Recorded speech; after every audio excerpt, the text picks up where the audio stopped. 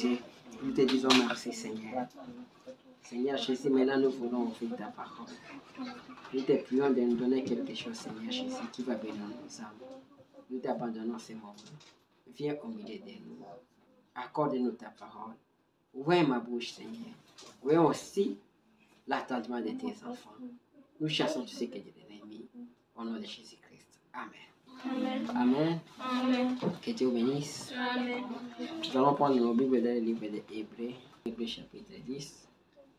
On commence par les versets 1. On dit, en effet, la loi qui possède une ombre des biens à venir et non l'exacte représentation des choses ne peut jamais, par les mêmes sacrifices qu'on offre perpétuellement chaque année, amener les assistants à la perfection. Amen. Amen. Vous pouvez vous asseoir, qui Dieu ajoute la bénédiction aujourd'hui de sa parole. Amen. Amen. Alors ici, c'est Paul qui écrit aux Hébreux.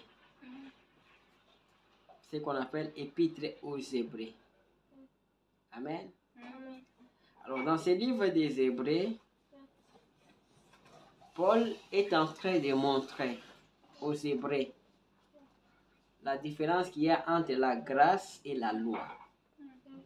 Si vous lisez le livre des Hébreux, vous allez voir comment Paul, par l'Esprit, il a bien expliqué la grâce par rapport à la loi. Ici, il dit ceci, là où nous venons de lire, il dit, en effet, la loi qui possède une ombre des biens à venir, il parle de l'ombre des biens à venir. Il dit, et non l'exacte représentation des choses ne peut jamais, par les mêmes sacrifices qu'offre perpétuellement chaque année, amener les assistants à la perfection. Amen. Amen. Ici, Paul est en train de montrer qu'il y avait des sacrificateurs qui offraient des sacrifices chaque année. Mais malgré que ces sacrifices-là étaient offerts sur demande de Dieu, bien sûr, mais ça n'amenait pas à la perfection. Ça n'amenait pas à enlever les péchés. Amen. Amen. Là, il parle des sangs, des boucs et des taureaux. Amen. Amen. Au temps ancien, quand vous péchez, vous devez amener un bouc. Et le sacrificateur va tuer ce bouc à votre place. Et il va prendre les sangs de ce bouc, il va vous asperger. Les sangs des boucs, les cendres. Amen. Il va vous asperger. Mais cela n'enlevait pas les péchés, mais cela couvrait les péchés. Amen. Il dit que ça, c'était seulement un type, une ombre des biens à venir. Quelque chose qui préfigurait quelque chose qui va venir. Amen. Alors, quand nous continuons, il dit ceci au verset 10, il dit, autrement, n'aurait-on pas cessé de les offrir? Parce que ceux qui rendent ce culte étaient, une fois purifiés, n'auraient plus eu aucune conscience de leurs péchés. Mais le souvenir des péchés est renouvelé chaque année par ces sacrifices. Amen. Il dit que si c'était que ces sacrifices qu'on offrait, cela enlevait les péchés, on n'aurait pas continué à donner des sacrifices. Ça aurait été terminé une fois pour toutes. Mais si nous voyons, même les sacrificateurs, même les souverains sacrificateurs, ils offraient les sacrifices chaque année. C'est pour montrer que les péchés étaient toujours là. Les péchés n'étaient pas enlevés, mais c'était seulement, ça couvrait seulement les péchés. Amen. Il dit au verset 4 que, car il est impossible que les sangs des taureaux et des boucs ôtent les péchés. Amen. Il dit les sangs des taureaux, les sangs des boucs ne peuvent pas ôter les péchés. C'était l'exigence de Dieu. C'est vrai, c'était l'exigence de Dieu. C'était une ordonnance de Dieu. Mais cela préfigurait seulement quelque chose. Cela montrait seulement quelque chose qui doit venir. Parce que les sangs des boucs, les sangs des taureaux ne peuvent pas ôter les péchés. Amen. Amen. Alors il continue, il dit, c'est pourquoi Christ entra dans le monde et dit, tu n'as voulu ni sacrifice ni offrande, mais tu m'as formé un corps. Tu n'as agréé ni holocauste ni sacrifice pour les péchés. Alors j'ai dit, voici je viens. Dans les rouleaux du livre, il est question de moi, pour faire, ô Dieu, ta volonté. Amen. Maintenant, ici, Paul commence maintenant à définir, commence maintenant à montrer les vrais sacrifices. Il dit, les vrais sacrifices, ce n'était pas les boucs, ce n'était pas les taureaux. C'était Jésus, les Christ, qui étaient les vrais sacrifices. Amen. Parce que les sangs des taureaux, les sangs des boucs n'ôtaient pas les péchés.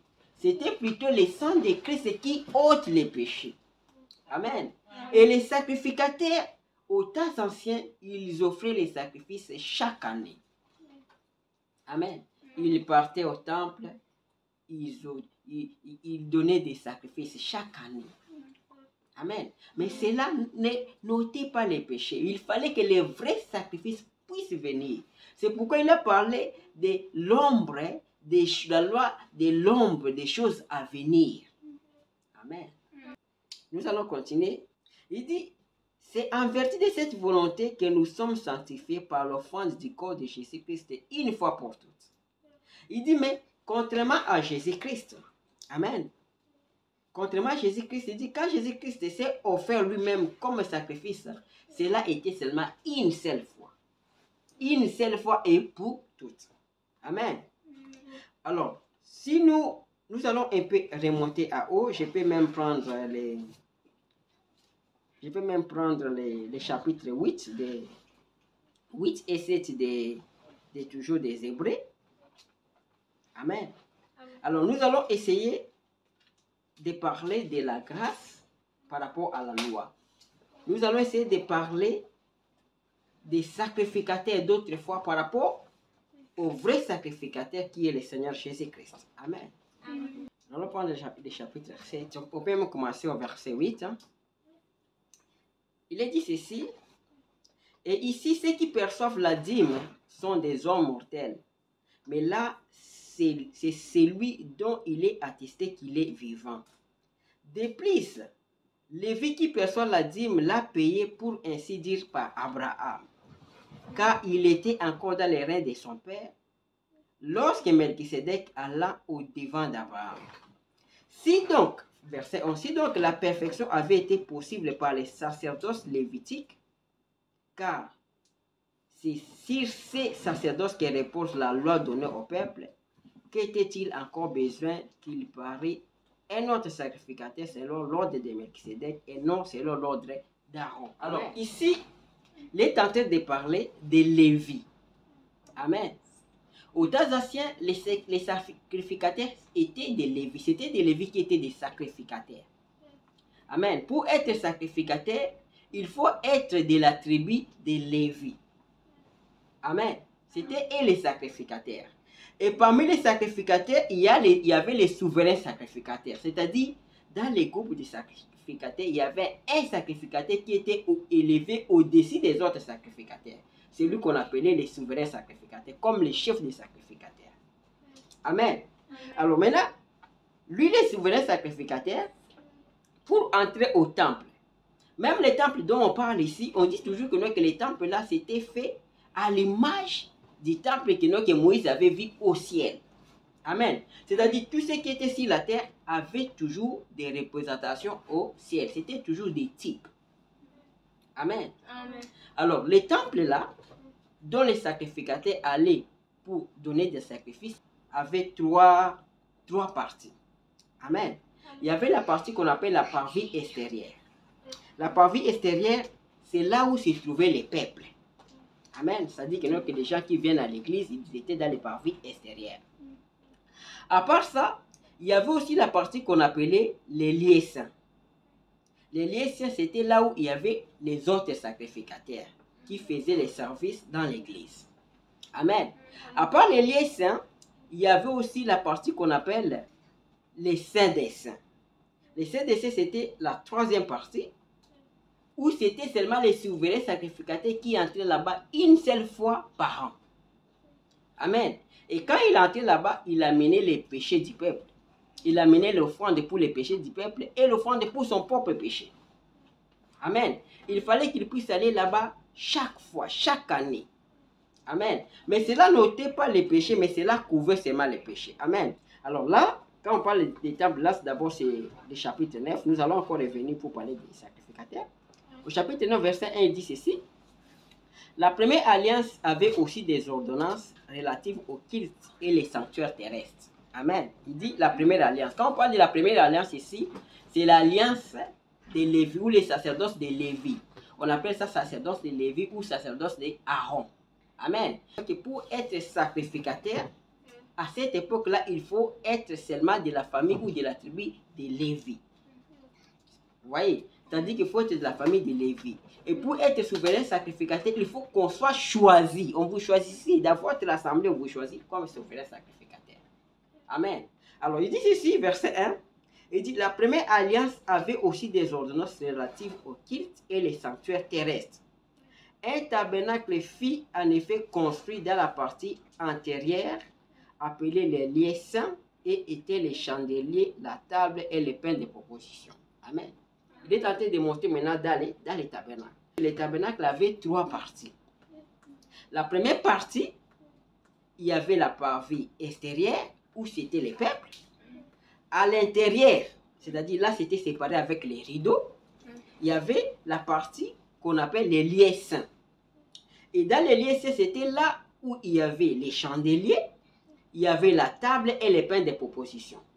Là, c'est tous les sacrificateurs entraient là-bas. Amen. Tous les sacrificateurs pouvaient entrer dans les lieux saints. Mais les peuples n'arrivaient pas là-bas.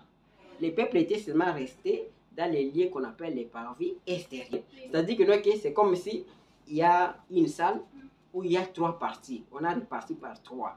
La première partie, c'est là où il y a les gens. La deuxième partie, c'est là où on appelle les lieux saints. Là, c'est tous les sacrificateurs qui entraient. Là-bas, il y avait les chandeliers, il y avait la table et les pains de proposition. Amen. Maintenant, on dit, derrière les seconds voiles, se trouvait la partie du tabernacle appelée les saints des saints. Amen. Raffermant l'autel d'or pour les parfums et l'arche de l'alliance entièrement recouverte d'or. Il y avait dans l'arche un vase d'or contenant la manne, la verge d'Aaron qui avait fleuri et les tables de l'alliance. Amen. Maintenant, la troisième partie, la partie qu'on appelle les saints des saints, là-bas, il y avait l'autel d'or, il y avait les parfums, il y avait l'arche de l'alliance. Amen. Et là, c'était seulement les souverains sacrificateurs qui entraient. Ce n'est pas tout le monde qui pouvait entrer là-bas. Amen. C'était ça. Alors là, même si on parle aussi de ces temples-là, les temples-là aussi étaient type d'un autre temple. Amen. Ces temples-là, la Bible dit que c'était un temple fait des mains d'hommes. C'est-à-dire que c'est les hommes qui ont construit ça. Mais le vrai temple, ce n'est pas fait des mains d'hommes. Le vrai temple, le corps de Christ. C'est ça le vrai temple. Vous voyez? Alors ici, c'est l'homme qui entre. Amen. Dans ce temple ici, c'est l'homme qui entre. Mais dans le vrai temple, ce n'est pas l'homme. C'est le vrai sacrificateur, qui est Christ, qui est Jésus. Amen. Alors, ces sacrificateurs ici, pour rentrer maintenant au sacrificateur, ces sacrificateurs ici, pour être sacrificateur, il faut d'abord venir de la famille de Lévi. Il faut être choisi dans la famille. Amen. Et puis, ces sacrificateurs ici a un temps. Ce n'est pas perpétuel. C'est-à-dire, vous allez exercer jusqu'à ce que vous mourrez. Amen. Quand vous mourrez, votre sacrificateur est terminé. Si vous êtes souverain sacrificateur et vous mourrez, on doit choisir encore un autre sacrificateur. Amen. Mais le vrai sacrificateur qui est Jésus, qui est Christ, lui, il n'est pas choisi. Lui, il ne meurt pas. Amen. Lui, il reste sacrificateur à perpétuité selon l'ordre de Melchisédek. C'est-à-dire les autres sacrificateurs, leur sacrificature avait fin. Ou pouvaient se limiter à leur mort. Amen. Et eux aussi, ils offraient des sacrifices chaque année. Amen. Ils offraient des sacrifices chaque année. Pourquoi? Parce que les sacrifices qu'ils donnaient, ça ne pouvait pas ôter les péchés. Ça couvrait seulement les péchés. Amen. Alors, comme l'Ancien Testament est l'ombre du Nouveau Testament, ou comme la loi, c'est l'ombre de la grâce, et tout ça, ça préfigurait toujours quelque chose. C'était des types. Amen. Alors, un jour, est apparu les vrais sacrificateurs, c'est-à-dire les vrais souverains sacrificateurs. Et ces vrais souverains sacrificateurs, c'est qui? C'est Jésus, c'est Christ, les vrais souverains sacrificateurs. Amen. Et lui, il reste sacrificateur à perpétuité, sans limite. Amen. Il continue. Jusqu'à maintenant, il intercède pour toi, il intercède pour moi. Amen. Mais les autres sacrificateurs, et il y avait des temps dont leur sacrificateur s'est limité.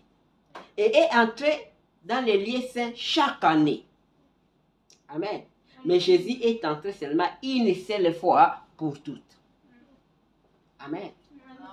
Alors maintenant, quand on parle aussi des sacrifices, dans l'Ancien Testament, il y avait les agneaux, il y avait les boucs, il y avait les veaux, les taureaux qu'on donnait. Amen. On aspergeait leur sang, on les tuait comme un sacrifice. Amen. Mais malgré qu'on les tuait, malgré qu'on prenait les sangs, on aspergeait sur les pécheurs, cela n'ôtait pas les péchés. Parce que c'était les sangs des boucs. Ce n'était pas les sangs humains, ce n'était pas les sangs divins. Amen. Il a fallu que les vrais sacrifices, les vrais sangs puissent venir, les sangs de Jésus-Christ lui-même. Amen. Quand le Seigneur Jésus-Christ est mort, il est mort pour nos péchés. Il a ôté tous nos péchés. Une seule fois, pas deux fois, une seule fois. Et il est resté sacrificateur à perpétuité. Il est sacrificateur jusqu'à aujourd'hui. Et ça continue. Ça va continuer sans limite. Amen. Et il a donné sa vie. Et le sang de Jésus-Christ, dans le sang de Jésus-Christ, il y a la vie, il y a le Saint-Esprit. Amen. Quand, vous voyez, à l'Ancien Testament, on prenait le sang de l'animal, on vous aspergeait. On aspergeait au péché. Il est dit ici dans la Bible, il dit que, non, que sans l'effusion de sang, il n'y a pas le pardon des péchés. Oh, ça, c'était le sang des boucs. Mais avec le sang de Jésus, il y a le pardon des péchés. Vous êtes pardonnés. Vous êtes sans péché. Et la vie qui était dans ce sang, dans le sang de Christ, entre en vous. Amen. Et vous devenez comme Christ. Parce que son esprit entre en vous. Amen. Alors là où nous avons commencé, c'était au chapitre 10. Nous allons continuer encore. Parce que ce livre-ci est très profond. C'est vraiment très profond, le livre des Hébreux. Ok, je prends même verset 9, 19 dit. Ensuite, voici je viens pour faire ta volonté. Il abolit ainsi la première chose pour établir la seconde. Qu'est-ce qu'il a établi? Il a aboli la première alliance. La première alliance, c'était les sacerdoces d'Aaron. Mais quand le Seigneur Jésus-Christ est venu, il a aboli cela. Et cette abolition a fait que moi ici, qui n'est pas de la tribu de Lévi, je puisse prêcher. Parce que lui-même, le Seigneur Jésus-Christ n'était pas venu de la tribu de Lévi. Il est venu de la tribu de Juda. Vous voyez? Or, pour être sacrificateur, c'était seulement, il fallait être de la famille ou de la tribu de Lévi. Mais lui, il est venu faire quoi? Il est venu abolir. Il est venu abolir cette alliance-là. On dit que la Bible dit que cette alliance-là avait des imperfections. Ce n'était pas une alliance parfaite. Amen. Amen. Nous continuons, dit, c'est à vertu de cette volonté que nous sommes sanctifiés par l'offrande du corps de Jésus-Christ une fois pour toutes. Amen. Il dit que c'est en vertu de cette alliance que nous sommes sanctifiés par l'offrande du corps de Jésus-Christ une fois pour toutes. Amen.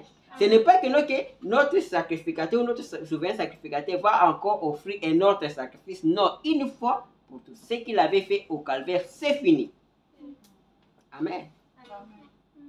Alors, il continue, dit, et tandis que Tout sacrificateur fait chaque jour les services et offre souvent les mêmes sacrifices qui ne peuvent jamais ôter les péchés. Ici, il montre les autres sacrificateurs. Il dit il faisait la même chose. Chaque année, il faisait la même chose. Mais cela n'ôtait pas les péchés. Amen. Lui, après avoir offert un seul sacrifice pour les péchés, s'est assis pour toujours à la droite de Dieu. Il dit, il s'est assis pour toujours à la droite de Dieu. Il a offert un seul sacrifice, le sacrifice de son corps et de son sang, le Seigneur de gloire, le Seigneur Jésus-Christ. Amen. Il dit, attendant désormais que ses ennemis soient devenus son marchepied.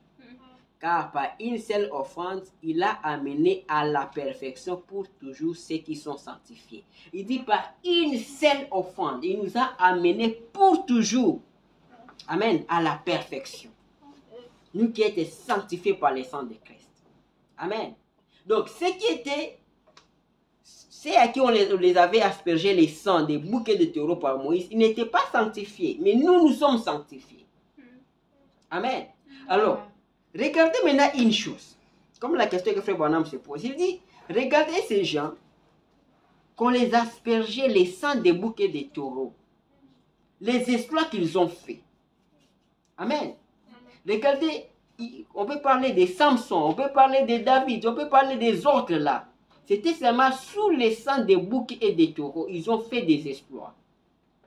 Amen. Il dit, à combien plus forte raison nous qui étions sanctifiés par le sang de Christ. Parce que notre alliance est parfaite. Parce que notre alliance est plus grande, plus excellente, plus que la leur. Amen. Nous devons faire plus d'exploits. Nous devons faire beaucoup de choses de la foi, plus d'exploits de la foi, par plus que eux. Amen. Voyez l'alliance avec Abraham. Parce que l'alliance là, c'était commencé avec Abraham. L'alliance là, qu'on parle l'alliance d'Aaron, ou les sacerdoces d'Aaron. C'était commencé avec Abraham. Amen. Mais avec Abraham, Dieu a donné un signe à Abraham. Amen. Le signe que Dieu avait agréé sa foi, Dieu l'avait donné la circoncision. Frère Branham me dit que la circoncision, c'était le Saint-Esprit. C'était le type de Saint-Esprit. Amen. Mais malgré cela, cette alliance-là avait toujours des difficultés, avait toujours des problèmes.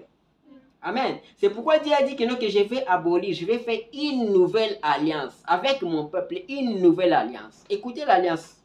Il dit ceci, voici l'alliance que je ferai. Là, il parle de l'alliance qu'il va faire avec toi et avec moi. Nous qui étions sous le sang du Seigneur Jésus-Christ. Amen. Amen. Il dit, voici l'alliance que je ferai avec eux. Après ce jour-là, dit le Seigneur, je mettrai mes lois dans leur cœur. Amen. Il dit, je vais mettre mes lois, je vais mettre ma parole dans leur cœur. Amen. Le Saint-Esprit. Le Seigneur va mettre le Saint-Esprit dans ton cœur. Il va mettre ses lois qui est la parole dans ton cœur. Amen. Il dit, je les écrirai dans leur esprit. Amen. Le Seigneur dit qu'il va écrire ses lois dans ton cœur. Il va écrire ses lois dans ton esprit. Amen. Il ajoute, et je ne me souviendrai plus de leurs péchés ni de leurs iniquités. Amen. Amen. Oh, quelle bénédiction. Il dit que moi, je vais écrire mes lois dans leur cœur. Je vais les mettre dans leur esprit. Et moi, Dieu, je ne me souviendrai plus de leurs péchés ni de leurs iniquités. C'est ça la nouvelle alliance. C'est pourquoi David dit que errer l'homme à qui le Seigneur n'impute pas les péchés. Amen. Il dit parce que le Seigneur a écrit ses lois dans ton cœur. C'est lui qui a écrit. C'est son alliance. Amen. Il dit, oh, là où il y a le pardon des péchés, il n'y a plus d'offrande pour les péchés. Amen. Il y a déjà le pardon des péchés. Pourquoi on va encore donner des offrandes? Vous voyez, il n'y a plus des offrandes à donner. Il n'y a plus de sacrifices à donner. Christ est déjà mort. Il est déjà mort, une fois pour toutes. Amen. Il dit, il y a déjà le pardon des péchés. Nous avons eu le pardon des péchés par la voie, par le Seigneur Jésus-Christ. Il n'y a plus des offrandes à donner. Amen. Alors il continue, il dit ceci, ainsi donc frères, puisque nous avons au moyen du sang de Jésus-Christ une libre entrée dans les sanctuaires. Il parle d'une libre entrée dans les sanctuaires. c'est au moyen du sang de Jésus-Christ. L'autre tabernacle, l'autre temple, il y avait 3 parties. Les peuples étaient seulement limités au parvis extérieur. Ils n'entraient même pas au lieu saint. Ils n'entraient pas. Ils étaient limités. Amen. Amen. Mais avec le sang de Jésus-Christ, il dit que nous pouvons entrer même dans les lieux saints et les lieux saints des saints, les lieux très saints, nous pouvons entrer. Amen. C'est pourquoi quand le Seigneur Jésus-Christ est mort à la croix, on a vu les rideaux des temples être déchirés. Ce qui était derrière les voiles, personne n'avait vu ça, à part les sacrificateurs. Mais ce jour-là, tout le monde avait vu ce qu'il y avait dedans là-bas. Nous avons reçu une libre entrée dans les sanctuaires. Amen. Il dit, par la route nouvelle et vivante qu'il a inaugurée pour nous au travers du voile, c'est-à-dire de sa chair. Amen. C'est-à-dire, les voiles là, c'est maintenant, c'est la chair du Seigneur Jésus-Christ. Les voiles, oh, il y avait les voiles dans les temples. Et les voiles, c'est la chair du Seigneur Jésus-Christ. Les temples, c'est le Seigneur Jésus-Christ. C'est son corps. C'est le corps de Christ. C'est le ciel et les temples. Amen. Il continue, il dit, et puisque nous avons un souverain sacrificateur établi sur la maison de Dieu. Amen. Christ est le souverain sacrificateur établi sur la maison de Dieu. Si vous lisez au chapitre 7, il dit qu'il est le souverain sacrificateur de l'ordre de Melchisédek. Il reste souverain sacrificateur à perpétuité. Ça ne va pas terminer, ça ne va pas s'arrêter. Amen. Il dit, approchons-nous, ça c'est le verset 22.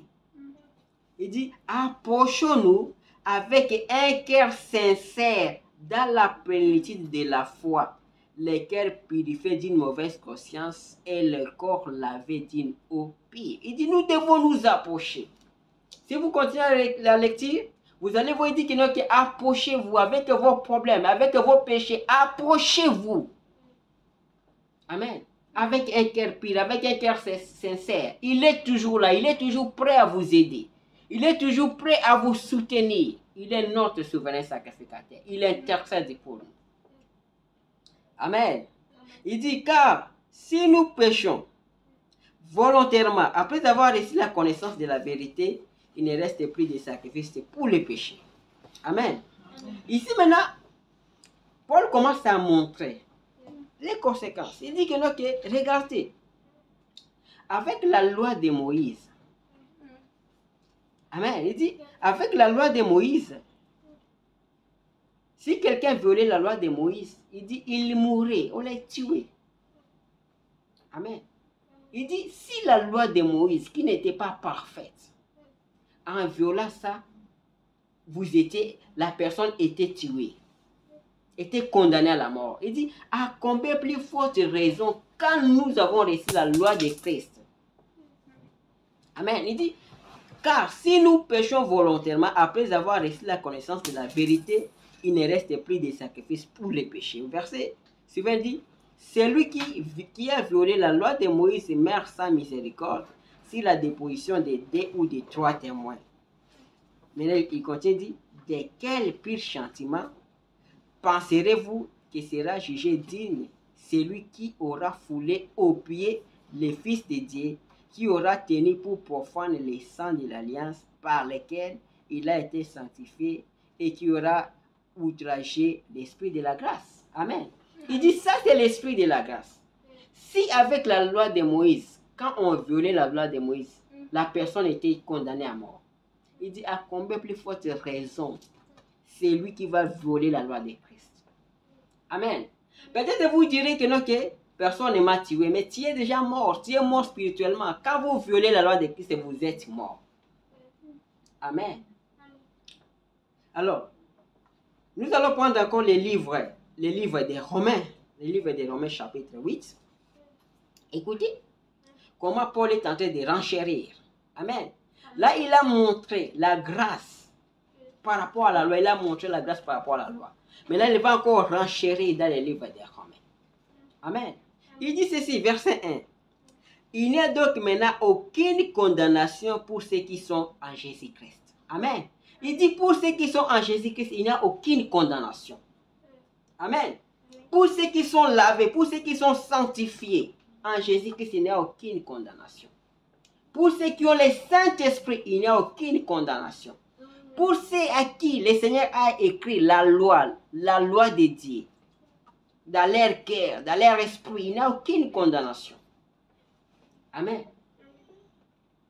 Et pourtant, ceux qui étaient sous les sangs des boucs, les sangs des taureaux, il y avait la condamnation. La condamnation continuait parce que les sangs des boucs et les sangs des taureaux n'ôtaient pas les péchés. Amen. Mais pour ceux qui sont en Christ, il n'y a aucune condamnation. Amen. Amen. Verset 2 dit ceci. En effet, la loi de l'esprit de vie en Jésus-Christ m'a affranchi de la loi du péché et de la mort. Amen. Il dit la loi de l'esprit de vie en Jésus-Christ m'a affranchi de la loi du péché et de la mort. C'est le Seigneur Jésus-Christ. C'est lui qui nous a affranchis du péché. C'est lui qui nous a affranchis de la mort. Lui, le souverain sacrificateur. Amen. Lui qui a traversé les ciels. Amen. Il dit ceci car, chose impossible à la loi. Il dit, ce qui était impossible à la loi comme nous venons de parler de la saine sacerdoce. Ce qui était impossible, ça ne pouvait pas ôter les péchés. Il dit, car, chose impossible à la loi, parce que la chair la rendait sans force. Dieu a condamné le péché dans la chair en envoyant à cause du péché son propre fils dans une chair semblable à celle du péché. Amen. C'est-à-dire que malgré ils offraient des boucs, des taureaux, ils étaient toujours des pécheurs, ils étaient toujours condamnés.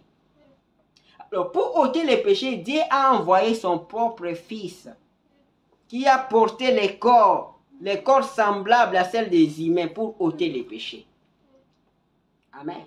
Le Seigneur notre Dieu, le Seigneur Jésus-Christ. Et cela a fait que la justice de la loi fut accomplie à nous qui marchons non selon la chair, mais selon l'esprit. Amen. C'est-à-dire que pour amener la justice, il fallait que les justes puissent mourir. Le Seigneur Jésus-Christ. Amen. Il dit, c'est en effet qui vivent selon la chair s'affectionnent aux choses de la chair, tandis que ceux qui vivent selon l'esprit s'affectionnent aux choses de l'esprit. Il parle ici de la chair, il parle aussi de l'esprit. Amen. Et l'affection de la chair, c'est la mort, tandis que l'affection de l'esprit, c'est la vie et la paix. Amen. Car l'affection de la chair est inimitié contre Dieu, parce qu'elle ne se soumet pas à la loi de Dieu et qu'elle ne peut même pas.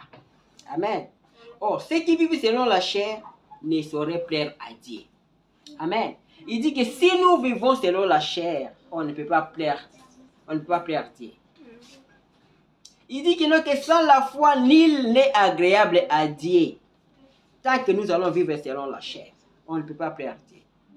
Amen. Au verset 9, il dit ceci. Pour vous, vous ne vivez pas selon la chair, mais selon l'esprit. Si du moins l'esprit de Dieu habite en vous. Amen. J'aime beaucoup ça. Il dit, pour vous, vous ne vivez pas selon la chair, mais selon l'esprit. Si du moins l'esprit de Dieu habite en vous. Amen. Parce que c'est ce que les gens d'aujourd'hui disent, c'est ce que nous disons. Moi, je ne vis pas selon la chair. Moi, je vis selon l'esprit. Mais Paul dit que si du moins l'esprit de Dieu vit en vous, si du moins l'esprit de Dieu habite en vous, là tu peux prétendre que non, que je vis selon l'esprit. Alors si tu sais que l'esprit de Dieu n'est pas en toi, tu dois ranger ta vie. Amen. Pour que Christ puisse entrer dans ton cœur, tu dois accepter le sacrifice qui est Christ. Amen. Il dit, si quelqu'un n'a pas l'esprit de Christ, il ne lui appartient pas. Amen. Il dit que si on n'a pas l'esprit de Christ, on n'appartient pas à Christ. Amen. Il ne faut pas dire que non, moi je vis selon l'esprit. Peut-être tu ne vis pas selon l'esprit. Peut-être tu continues à vivre selon la chair. Parce qu'il dit que, non, que si quelqu'un n'a pas l'esprit de Christ, il ne lui appartient pas. Amen. Mais Christ est toujours disposé. si vous acceptez les sacrifices, si vous acceptez de donner votre vie à Christ, il va vous donner son esprit. Parce qu'il a dit qu'il va écrire sa loi dans ton cœur et dans ton esprit. Amen. Il dit, si Christ est en vous, le corps, il est vrai, est mort à cause du péché, mais l'esprit est vie à cause de la justice. Amen. Et si l'esprit de celui qui a ressuscité Jésus d'entre les morts habite en vous, celui qui a ressuscité Christ d'entre les morts rendra aussi la vie à vos corps mortels par son esprit qui habite en vous. Amen. Quand on a l'esprit de Christ, même votre corps va se soumettre à la parole. Christ va rendre la vie à votre corps. Quand on a l'esprit de Christ, même la maladie va quitter votre corps. Quand on a l'esprit de Christ, même la pauvreté va vous quitter. Parce qu'on a l'esprit de Christ. L'esprit va soumettre votre corps, va vous soumettre en toutes choses. Amen. Ainsi donc, frères, nous ne sommes point redevables à la chair pour vivre selon la chair. Et si vous vivez selon la chair, vous mourrez. Mais si par l'esprit vous faites mourir les actions du corps, vous vivrez. Amen. L'esprit de Christ fait mourir les actions du corps. Nous devons désirer l'esprit de Christ. Amen. Pour que les actions du corps puissent mourir, comme j'ai toujours dit, que tant qu'on n'a pas l'esprit de Christ, nous serons que des imitateurs du christianisme. Il faut que l'esprit de Christ puisse tuer tous les désirs du corps. Amen. Au verset 14 dit, car tous ceux qui sont conduits par l'esprit de Dieu sont fils de Dieu. Amen. Il dit tous ceux qui sont conduits par l'esprit de Dieu sont fils de Dieu. Les fils de Dieu sont conduits par l'esprit de Dieu. Amen. Nous devons désirer avoir l'esprit de Christ si nous voulons être conduits par Christ. Amen. Il dit ceci, et vous n'avez point reçu un esprit de servitude pour être encore dans la crainte, mais vous avez reçu un esprit d'adoption pour lequel nous crions Abba Père. Amen. Oh, que Dieu soit loué. Nous allons prendre quelque chose dans la prédication de Frère Branham. La prédication intitulée La loi qui possède une ombre. Ok, écoutez, on parle d'abord du paragraphe 21. Écoutez, ceci, il dit ceci, paragraphe 21. Eh bien, si la parole de Dieu dans les gens, à travers la loi, a parlé et a pris l'initiative. Ici dit, dans les gens à travers la loi. Comme je viens de parler du sacerdoce d'Aaron, c'est-à-dire dans l'Ancien Testament. Amen. Il dit, si à travers la loi, la parole de Dieu à travers la loi a pris l'initiative, il dit, combien plus le Saint-Esprit devrait-il faire dans un être humain né de nouveau par la grâce et appelé de Dieu. Amen. Alors, si dans l'Ancien Testament, amen, les gens qui étaient sous le sang des boucs et des taureaux étaient guéris, étaient bénis, ils ont fait des exploits de la foi. Amen. À combien plus forte raison nous, amen, qui étaient remplis du Saint-Esprit. Amen. Il dit, cela devait être l'effet qui était derrière cette parole quand elle a été envoyée par le baptême du Saint-Esprit. Amen. Il dit que pour nous, ça devrait être l'effet. Ça devait être plus que ce qu'on a vu chez les gens de l'Ancien Testament. Amen. Parce que là-bas, c'était seulement les ombres. Amen. Écoutez, il dit ceci. Et quel effet cela devrait-il avoir aujourd'hui? Alors que là, c'était l'aspersion du sang d'un agneau. Amen. Il dit là, c'était l'aspersion du sang d'un agneau.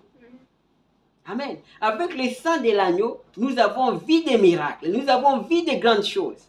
Il dit maintenant, quel effet devrait-il avoir aujourd'hui? Alors que là, c'était l'aspersion du sang de l'agneau. Et que ici, c'est l'aspersion du sang de Jésus-Christ. Amen. Amen. Il dit, et que notre conscience est lavée du péché et des souillures. Combien cette loi devait être puissante. Amen. Il dit la loi d'aujourd'hui est puissante et plus que la loi ou l'alliance de l'Ancien Testament. Parce que là, c'était le sang des boucs et des taureaux. Mais ici, c'est le sang du Seigneur Jésus-Christ. Amen. Maintenant, nous allons prendre le paragraphe 54. Écoutez ce qu'il dit. Il dit, écoutez, maintenant écoutez. Un brave frère Baptiste a dit l'autre jour, frère Branham, pas l'autre jour, cela fait quelques années. Il a dit, comment? N'est-ce pas qu'Abraham crie Dieu et cela lui fit imputer à justice? Amen. Il dit qu'il y avait un frère, il parlait avec un frère. Le frère lui a dit, frère bonhomme, n'est-ce pas qu'Abraham crie et cela lui fit imputer à justice? Amen. Parce que l'alliance a commencé avec Abraham. Amen. J'ai dit, c'est juste. Il a dit, qu'est-ce qu'un homme pourrait faire d'autre que de croire Dieu? Que pourrait-il faire d'autre que d'avoir la foi? Ça, c'est le frère là qui demande à frère Branham. Il dit que non, qu'est-ce qu'un homme peut faire? Moi, je crois. Il dit, qu'est-ce qu'un homme peut faire d'autre que de croire Dieu? Que pourrait-il faire d'autre que d'avoir la foi? Écoutez, frère Branham, il a dit ceci. J'ai dit, c'est tout ce qu'il peut faire. C'est tout ce qu'Abraham a fait. Mais Dieu a donné à Abraham les sceaux de la circoncision comme confirmation qu'il avait agréé sa foi. Amen. Il a dit que Dieu a donné à Abraham les sceaux de la circoncision comme confirmation qu'il avait agréé sa foi. Amen. Oh, la circoncision typifie quoi? Typifie le Saint-Esprit. Amen. Pour que Dieu nous agrée aussi, Dieu doit aussi nous donner le Saint-Esprit. Amen. Dieu va nous donner le Saint-Esprit si nous acceptons le sacrifice qui est Christ. Si nous acceptons de suivre Christ. Amen. Et Dieu va faire quoi? Il va aussi confirmer notre foi. Amen. J'ai dit, quand donc les vieilles choses sont passées, toutes choses deviennent nouvelles. Quand vous faites votre confession, vous croyez et acceptez le Seigneur Jésus, et quand vous devenez doux, patient, bienveillant, et que vous avez la foi pour croire Dieu. Vous voyez, il dit que non, c'est ce que je disais, il dit que non, quand vous acceptez de croire le Seigneur Jésus-Christ, vous acceptez les sacrifices, et vous allez voir que les vieilles choses vont passer, et toutes choses vont devenir nouvelles, des nouvelles choses vont venir. Ça ne sera plus la même personne. Dieu va confirmer, confirmer votre foi. Amen. Il dit, quand donc les vieilles choses sont passées, toutes choses deviennent nouvelles. Quand vous faites votre confession, vous croyez et acceptez le Seigneur Jésus. Et quand vous devenez doux, patient, bienveillant, et que vous avez la foi pour croire Dieu, pour croire la guérison divine, pour croire toute la Bible, pour croire tout ce que Dieu dit, c'est cela donc l'évidence que vous êtes sauvés. Amen. Quand vous arrivez à croire tout ce que la Bible dit, quand vous devenez patient, quand vous devenez bienveillant, quand vous croyez le Seigneur Jésus-Christ, c'est ça maintenant l'évidence. Amen. Parce qu'Abraham avait l'évidence. Nous aussi, nous devons avoir l'évidence. Pour Abraham, c'était la circoncision. Pour nous, c'est le Saint-Esprit. Pour Abraham, c'était le sang des taureaux. Mais pour nous, c'est le sang du Seigneur Jésus-Christ. Amen. Mais si avec le sang des taureaux, Abraham et son groupe ont fait des exploits, à combien plus forte raison, nous, avec le sang de Jésus-Christ, nous allons faire des exploits. Des exploits de la foi. Amen. Amen. Il dit, Dieu a circoncis votre cœur et il a ôté toute votre incrédulité et alors vous croyez en lui. Amen. Amen. Il dit que Dieu doit circoncire nos cœurs. Il doit ôter toute notre incrédulité. Amen. Comme il avait circoncis Abraham, mais Dieu va maintenant circoncire nos cœurs. Vous voyez, pour eux c'était la chair, pour eux c'était des choses visibles, mais pour nous, il dit ceci, il dit, Dieu a circoncis votre cœur et il a ôté toute votre incrédulité, alors vous croyez en lui. Amen. Alors si vous comprenez bien, vous allez voir que la loi avait trait avec la chair. C'est comme ce que Romain a dit. Mais la grâce, c'est quelque chose avec l'esprit, avec le cœur, quelque chose de l'intérieur. La circoncision d'Abraham, c'était avec la chair. Mais notre circoncision, c'est avec notre cœur, quelque chose de l'intérieur, que personne ne peut voir ça. Amen. Amen. Il dit, par exemple, c'est quand il dit ceci, que veut dire le mot péché? Il dit, le péché, c'est l'incrédulité. Amen. Jésus a dit dans Saint Jean, chapitre 4, celui qui ne croit pas est déjà condamné. Vous n'avez pas à faire quoi que ce soit. Vous êtes déjà condamné. Eh bien, boire, commettre l'adultère et faire des choses semblables, ce n'est pas ça le péché. Amen. Il dit, vous faites cela parce que vous êtes un incrédule. Vous êtes un incrédule pour commencer. C'est la raison pour laquelle vous faites ces choses. Amen. Amen. Des choses que nous faisons, c'est parce que nous sommes des incrédules. Amen. Nous devons demander à Christ de nous enlever notre incrédulité, de nous circoncire, circoncire notre cœur. Amen. Amen. Il dit, une fois que vous vous mettez en ordre avec Christ, ces choses vont tout simplement, elles sont ôtées par la circoncision à l'autel. Amen. Il dit, nous devons venir à l'autel. Nous devons nous mettre en ordre avec Christ pour que ces choses soient ôtées. Amen. Amen. Sinon, nous allons commencer à prétendre dire que non, que je marche selon l'esprit. Et pourtant, on n'a pas l'esprit de Christ. Amen. Amen. Il dit, quand vous confessez cela, Dieu ôte tout simplement cela. Il met sa propre vie à l'intérieur. Et alors, vous êtes en Christ et vous ne pouvez pas venir en jugement. Amen. C'est pourquoi nous avons lu dans le livre de Romains, il dit qu'il n'y a pas de condamnation, il n'y a pas de jugement pour ceux qui sont en Christ. Mais avant cela, nous devons confesser, nous devons mettre nos vies en ordre. Amen. Pour que Dieu agrée notre foi, qu'il nous donne le Saint-Esprit. Amen. Amen. Il a dit ceci dans, toujours, je continue, Jésus a dit dans Saint Jean 5, 24, c'est lui qui écoute mes paroles et qui croit celui qui m'a envoyé à la vie éternelle, elle ne vient point en jugement, mais il est déjà passé de la mort à la vie. Il ne peut pas vous amener en jugement, vous êtes déjà jugé. Et alors le Saint-Esprit revient pour vous faire vivre cette vie différente, avec le sceau de la circoncision de Dieu dans votre cœur, pour prouver que vous avez été sauvés. Amen. Amen. Il dit que, non, que vous ne serez plus jugés. Quand Dieu vous donne le Saint-Esprit, cela prouve que vous avez déjà été jugés. Et vous allez voir que Christ va vous amener à vivre la vie de la parole. Amen. Il dit, cessez de boire, de fumer, de jouer au jeu d'argent, de maudire, d'être incrédule et de ne pas croire la guérison divine et les œuvres de Dieu et que vous avez reçu Dieu. C'était ce que tout le monde reconnaît désormais. Amen. Il dit que, non, que quand il y a quelque chose, il y a les changements, tout le monde peut voir ça. Tout le monde peut reconnaître qu'il y a quelque chose qui a changé. Amen.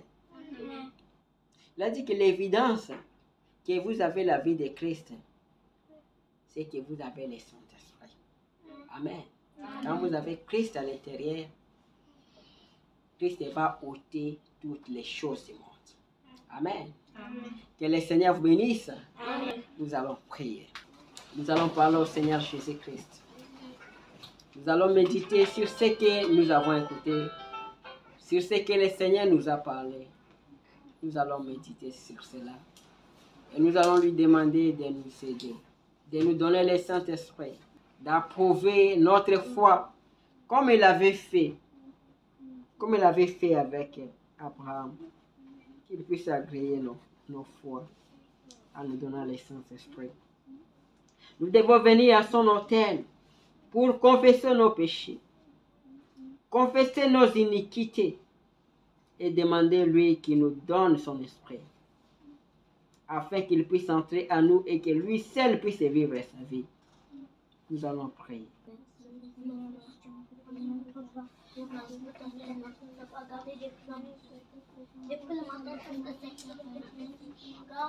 Seigneur Jésus, Dieu Tout-Puissant, je te dis merci, Papa, pour ton amour. Je te dis merci pour ta grâce. Je te dis merci pour ta miséricorde. Je te dis merci pour ta bonté. Je te dis merci pour ta parole, Seigneur, pour cette portion que tu nous as donnée, Seigneur. Seigneur Jésus, moi, je ne suis qu'un homme, Seigneur. Mais Seigneur, mon Dieu, je t'invite, Seigneur, pour que toi qui traites avec les cœurs, toi l'auteur de la parole, que tu puisses, Seigneur Jésus-Christ, oh Seigneur, ce que je n'ai pas dit, Seigneur, que toi tu puisses, Seigneur Jésus, traiter maintenant avec les âmes. Seigneur Jésus-Christ, moi-même j'ai besoin de toi. J'ai besoin de comprendre ta parole. J'ai besoin, Seigneur, de donner ma vie à toi. J'ai besoin que tu puisses agréer aussi ma foi comme tu avais agréé la foi d'Abraham, et que tu puisses me donner le Saint-Esprit. Tu as dit que tu feras une alliance nouvelle.